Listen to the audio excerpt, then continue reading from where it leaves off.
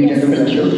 So ఒక మధ్యతరగతి కుటుంబంలో పుట్టిన నేను సో ఉన్నత చదువుల కోసం వరంగల్ సిటీకి వచ్చి అక్కడ నా చదువులు కంప్లీట్ చేసుకొని దాని తర్వాత ఏదో ఒక చిన్న ఉద్యోగం చేసుకొని బతుకుదామని హైదరాబాద్కి వచ్చినటువంటి నా లైఫ్లో చాలా దుర్భరమైన సంఘటనలు జరిగింది.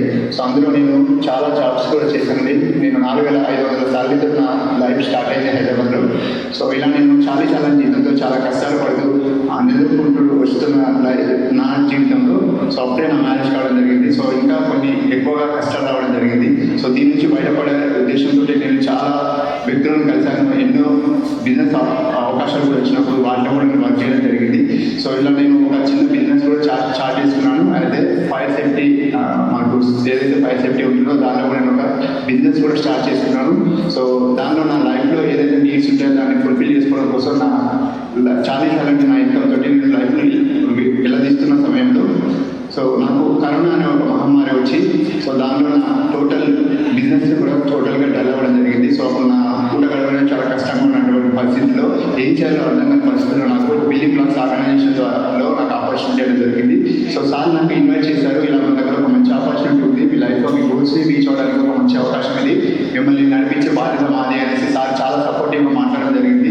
సో అలా నాకు 2018లోనే నాకు ఈ బిల్డింగ్ బ్లాక్స్ ఆర్గనైజేషన్ అనేది పరిచయం కావడం జరిగింది.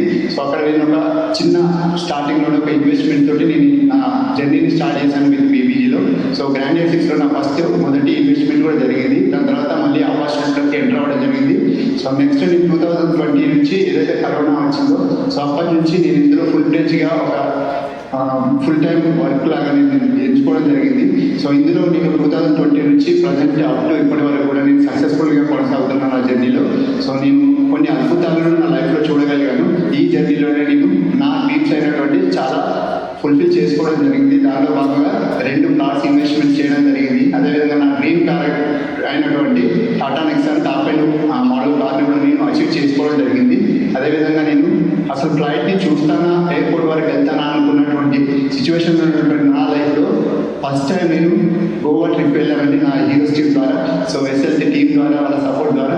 సో ఇలా నేను ఇప్పటి వరకు ఆల్మోస్ట్ 6 డొమెస్టిక్ ట్రిప్స్ కంప్లీట్ చేశాను ఈ ఆపర్చునిటీ ద్వారా. అదేవిధంగా 3 ఇంటర్నేషనల్ ట్రిప్స్ కూడా నేను వెళ్ళడం జరిగిందండి. ఫస్ట్ టైం నాకు ఇక్కడికి వచ్చినప్పుడు అట్లీస్ట్ నేను ఒక బైక్ కూడా తీసుకుంటానో లేదో అన్న పొజిషన్ నుంచి నేను ఫస్ట్ టైం నా కారు కొనుక్కొని మా ఊరికి వెళ్ళినప్పుడు ప్రతి ఒక్కరు కూడా నన్ను చూసిన ఎక్స్పీరియన్స్ ఇప్పటికీ నేను ఎక్స్పీరియన్స్ చేయగలుగుతున్నాను.